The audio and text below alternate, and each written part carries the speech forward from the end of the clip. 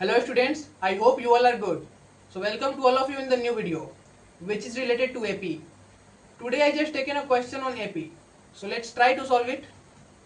The question is if 3 log x to the base y, 3 log y to the base z, 7 log z to the base x be in AP. यानी ये जो है AP में दिया हुआ है. तो हमसे क्या बोला है कि आप बताइए so that x to the power 18 equal to y to the power 21 equal to x to the power 28 proof करने को बोला हमसे. ठीक है. जो AP का जनरल फॉर्म होता है हमारा वो इस फॉर्म का होता है ए प्लस डी. सबसे ज्यादा हमारा ठीक है A plus D A plus two D के फॉर्म में. ध्यान दीजिए अगर ये हमारा फर्स्ट टर्म ए है तो ये कितना हो जाएगा, ये ए प्लस डी हो जाएगा, और ये हमारा ए प्लस टू डी हो जाएगा, और ये हमारा ए प्लस थ्री डी हो जाएगा. ठीक है. यानी हम बोल सकते हैं कि जो 3 log x to the base y है वो किसके बराबर है, वो हमारा 3 प्लस डी के बराबर है. और जो डी होगा हमारा इसमें, और common difference of this AP is equal to d. इस AP का कॉमन डिफरेंस मैंने कितना मान लिया, डी मान लिया. तो 3 प्लस डी हो जाएगा हमारा, क्योंकि फर्स्ट टर्म कितना है, फर्स्ट टर्म हमारा 3 है. अच्छा, तो 3 log y to the base z को हम क्या लिख सकते हैं, 3 प्लस टू डी. उसी तरह 3 log z to the base x को क्या लिख सकते हैं हम लोग, 3 प्लस थ्री डी. अच्छा, थोड़ी देर के लिए आप log x को a मान लें, log y को b मान लें, और log z को c मान लें. क्या मान लें, c मान लें. अच्छा, आपने बेस चेंज थ्योरम तो पढ़ा ही होगा कि log x to the base y है, अगर log x to the base y है तो इसको हम लोग log x over log y लिख सकते हैं. ठीक है. ये बेस चेंज थ्योरम से आता है. ठीक है, ध्यान दीजिए. और हमारा log x by log y कितना हो जाएगा, a बाई b. यानी 3a बाई b किसके बराबर आएगा हमारा, 3 प्लस डी के बराबर आएगा. अच्छा, यहाँ हो जाएगा 3 log y by log z यानी b by c equal to 3 plus two D के फॉर्म हो जाएगा यहाँ पे. अच्छा, log z by log x यानी c by a, 3c by a equal to 3 plus three d. ठीक है, ये हो जाएगा. अच्छा, आगे क्या करें हम, ध्यान दीजिए कि अगर इन तीनों को आपस में मल्टीप्लाई कर लीजिए, एक बार इन तीनों को आपस में मल्टीप्लाई कीजिए, देखिए क्या मिलता है. 3 plus D, 3 plus two D और 3 प्लस थ्री डी, इन तीनों को आपस में आप मल्टीप्लाई कर लें. मल्टीप्लाई करते ही जरा यहाँ देखिए किसके बराबर होगा, ये 3a by B into 3b by C into 3c by A. ठीक है, a से a कैंसिल हो गया, b से b कैंसिल, c से c कैंसिल. आगे देखिए जरा इसको आप ब्रेकआउट कीजिए. ब्रेकआउट करने के बाद देखिए क्या आएगा, 3 को 3 से कीजिएगा 9, 9 3 27, 27 और 9 27 डी. ठीक है, इसको आप 60, 60 into 3 18 D, 60 into 3 D 18 D square. D से 3 में 3d, 3d into 3 9d, 3d into 3d 9d square. अच्छा, यहाँ पे ये d into 2d, 2d square हो गया, 2d square into 3 6d square, 2d square into 3d 6d cube equal to, oh sorry यहाँ पे कितना था हमारा, 7 log सॉरी 7. यहाँ कितना हो जाएगा हमारा 7c बाई ए हो जाएगा. ठीक है, तो ये हमारा हो जाएगा यहाँ पे 7. तो कितना हो गया, 3 3 9 7 63. ठीक है, आगे देखिए यहाँ से क्यूब वाला टर्म लिखते हैं 6d क्यूब, और यहाँ हो गया 6d square 9d square 15d square, 15d square और 18d स्क्वायर, 15d स्क्वायर और 18d स्क्वायर 25 और 33d स्क्वायर. ठीक है, यहाँ देखिए 9d और ये 18d 27d, 27d plus 27d 54d, और ये 27 इस साइड जाएगा तो 63 माइनस 27, तो 30 में से 6 हो जाएगा यहाँ से, और 5 2 3 36. ठीक है, इसको यहाँ लिख दीजिए, इस साइड क्या हो जाएगा, माइनस में आ जाएगा इक्वल टू 0. कोई दिक्कत नहीं है. अच्छा, जरा देखिए इसमें कॉमन क्या ले सकते हैं हम लोग, देखिए कॉमन 3 ले सकते हैं क्या, तो इसको लिख दीजिए आप 2d क्यूब प्लस 3 से 11 डी स्क्वायर प्लस 3 से 18 डी माइनस 3 से 12 इक्वल टू 0. ठीक है, 3 साइड आ गया 0 हो गया. यानी ये हमको क्यूबिक मिला. ये क्या मिला हमको, क्यूबिक मिला. ठीक है, हमको ये क्यूबिक मिला. अच्छा, जरा आइए इस क्यूबिक को सॉल्व करने की कोशिश करते हैं. ठीक है, तो इसको छोड़ देते हैं जो करते हैं, जरा इस क्यूबिक को यहाँ लिख देते हैं हम लोग एक बार. 2d cube plus 11d square plus 18d minus 12 equal to 0। ठीक है, इसको मिटा देते हैं यहाँ से ताकि जगह बन सके। तो ये देखिए यहाँ पे ध्यान दीजिए, क्यूबिक सॉल्व करना होता है तो पहले ये 12 है, इसका हमको फैक्टर देखना पड़ेगा। यानी 12 का कौन कौन सा फैक्टर हो सकते हैं, प्लस माइनस 1 प्लस माइनस 2। हम लोग को इंटीग्रल फैक्टर देखना है, 12 का इंटीग्रल फैक्टर देखना है। Plus minus 2 plus minus 3 plus minus 4 plus minus 6 और प्लस माइनस 12। ये हमारा 12 का फैक्टर निकल गया, इंटीग्रल फैक्टर। अच्छा, एक बार आप देख लीजिएगा, इन वैल्यू में से कोई वैल्यू इसमें डालने पर ये सेटिस्फाई नहीं करता है। इन सब वैल्यू में से कोई भी वैल्यू इसमें डालने पर सेटिस्फाई नहीं करेगा। तो कैसे, मतलब इसका कोई रूट नहीं होगा, होगा। कैसे पता करेंगे, ध्यान दीजिए, पहले आप इसके कोएफिशिएंट को 1 कर लें। पहले आप इसके कोएफिशिएंट को 1 कर लें, जिससे आपको बराबर रूट मिल जाए। ध्यान दीजिए यहाँ पे D cube 11/2d square plus 9d minus 6। ठीक है, अच्छा, जब आप इसको 2 से डिवाइड कर दे रहे हैं पूरे इक्वेशन को, तो ध्यान दीजिए ये कांस्टेंट टर्म भी 2 से डिवाइड हो रहा था, यानी कि इनके फैक्टर भी 2 से डिवाइड हो जाएंगे।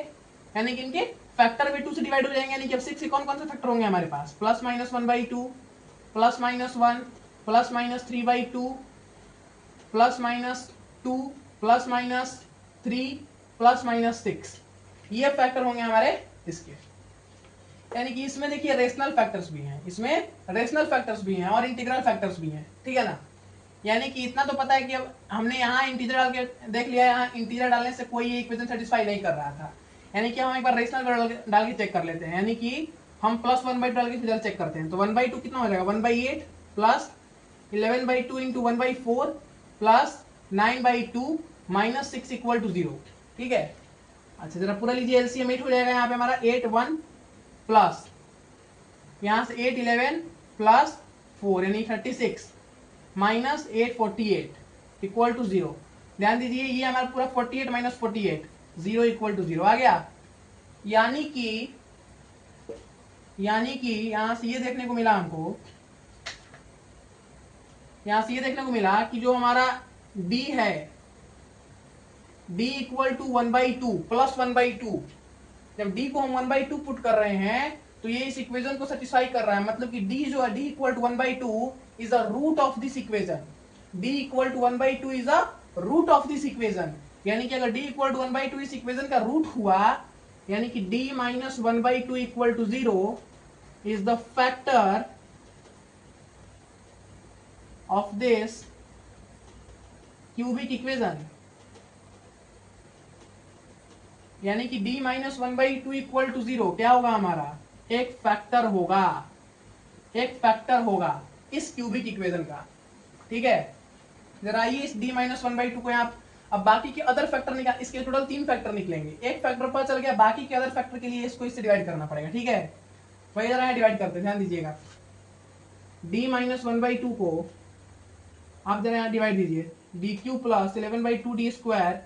इसको हम लोग हीट एंड ट्रायल मेथड बोलते हैं। क्या बोलते हैं, हीट एंड ट्रायल मेथड। ठीक है, ध्यान दीजिए, यानी इसको हम लोग क्या करेंगे, डी स्क्वायर से मल्टीप्लाई करेंगे तो बनेगा हमारा डी क्यूब प्लस, और ये माइनस है तो कितना हो जाएगा, minus 1/2d square.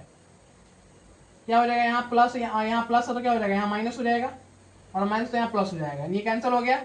11/2 minus 11/2 plus 1/2 12/2 यानी 6d square plus 9d minus 6। ठीक है, आगे देखिए, इसको आप क्या कर लीजिए, 6 से मल्टीप्लाई कर, 6d से मल्टीप्लाई कर लें, कितना हो जाएगा 6d स्क्वायर माइनस 3d, और ये जो हो जाएगा यहाँ से प्लस का माइनस, माइनस का प्लस, कैंसल, यानी 12d माइनस 6 हो गया। अच्छा ध्यान दे जरा, यहाँ पे इसको हम 12 से मल्टीप्लाई कर देगा, 12 से तो हो जाएगा 12d, और माइनस प्लस माइनस कितना हो जाएगा 6, यानी यहाँ माइनस यहाँ प्लस, रिमाइंडर कितना आ गया 0। ठीक है, यानी कि ये इसका एक फैक्टर भी है। देखिए फैक्टर इसलिए तो डिवाइड हो गया पूरा का पूरा, यानी एक हमारा क्या इक्वेशन निकला, यानी कि एक फैक्टर d माइनस 1/2 है, और एक फैक्टर जो होगा हमारा वो d square plus 6d plus 12 होगा। ठीक है, इक्वल टू 0। इन दोनों को मल्टीप्लाई करके देख लीजिए वापस, ये इक्वेशन आपको मिल जाएगा। ठीक है, तो एक फैक्टर ये हुआ और एक फैक्टर ये हुआ। ठीक है, ये 0 के बराबर हो गया। ठीक है, यानी यहां से हमको एक जो रूट देखने को मिल रहा है वो d इक्वल टू 1/2 देखने को मिल रहा है। और जरा ध्यान दीजिए तो यहाँ आपको दिखेगा, जरा आप इस क्वाड्रेटिक का d निकालिए तो आएगा b स्क्वायर माइनस 4ac, यानी कि 36 माइनस 4 इंटू 12 48, कितना हो गया हमारा यहाँ पे -12। देखिए यहाँ से d निगेटिव आ रहा है।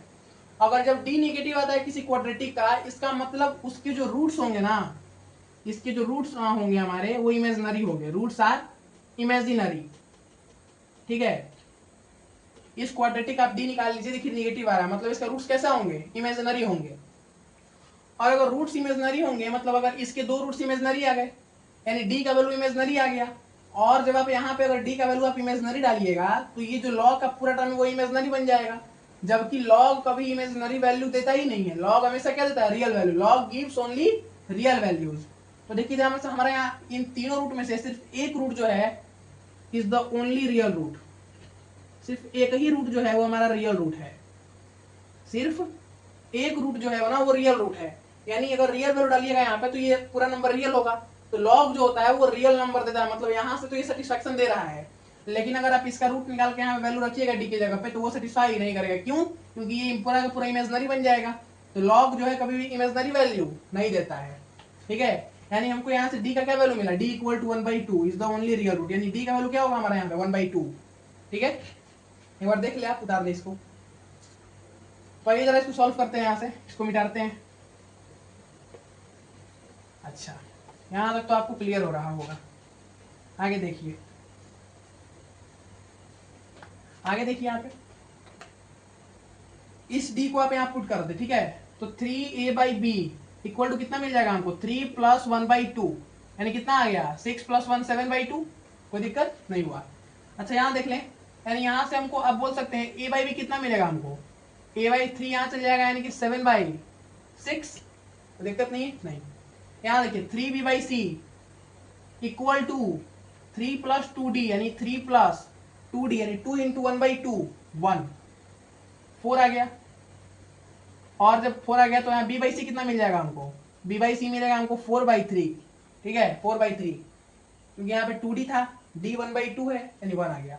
यहाँ देखिए 7c/a है हमारा, 7c/a है, यानी कि इस कितना हो जाएगा जरा बताइए यहाँ पे, 3 + 3d, यानी 3 + 3/2 इक्वल टू 699/2, यानी कितना हो गया, c/a कितना मिला हमको, c/a मिला हमको 9/14, कितना मिला 9/14 मिला। ये इक्वेशन देखने को मिला हमको, a/b 7/6 के बराबर है, b/c इतना के बराबर है, और c/a 9/14 के बराबर है। ठीक है, तो ध्यान दीजिए यहाँ से हमारा जो a/7 होगा, यहाँ से a/b हमारा कितना मिला 7/6 मिला, b/c जो मिला हमको 4/3 मिला, और c/a जो है हमको 9/14 मिला। ठीक है, तो ध्यान दीजिए यहाँ से जो a/7 है, हमको अब a b और c में रिलेशन चाहिए, सबका रेशियो मिला। अब a b c का रिलेशन निकालिए ताकि आप यहाँ c वैल्यू निकाल सकते हैं। ठीक है, ध्यान दीजिए यहाँ पे 7 यहाँ ला दे तो a/7 इक्वल टू b/6। ठीक है, ये तो क्लियर होगा आपको, a/7 इक्वल टू b/6। जरा यहाँ देखिए b/c अगर 4/3 है तो b/4 कितना होगा, c/3 होगा। अच्छा, जब a b और c तीनों में रिलेशन तभी मिलेगा जब तीनों का टर्म होगा यहाँ पे हमारा। ध्यान दीजिए, हम क्या इसको b/6 बना सकते हैं क्या, तभी बनेगा जब यहाँ पे हम 6 से मल्टीप्लाई कर लें, 6 से डिवाइड कर लें, यानी कि जो b/6 है हमारा वो मिला मेरे को 4c/18 के बराबर, यानी कि 2c/9 के बराबर। यहां से क्लियर है आपको कि जो b/6 है वो 2c/9 के बराबर है, यानी कि यहां से हम बोल सकते हैं कि ये हमारा एक्सप्रेशन 2c/9 के बराबर होगा। अच्छा, इसको रफ कर देते हैं, यहाँ पे इरेज करते हैं इसको। आइए देखिए यहाँ पे, यानी कि ये रिलेशन हमको मिल गया, ये रिलेशन हमको मिल गया, a/7 equal to b/6 equal to 2c/9।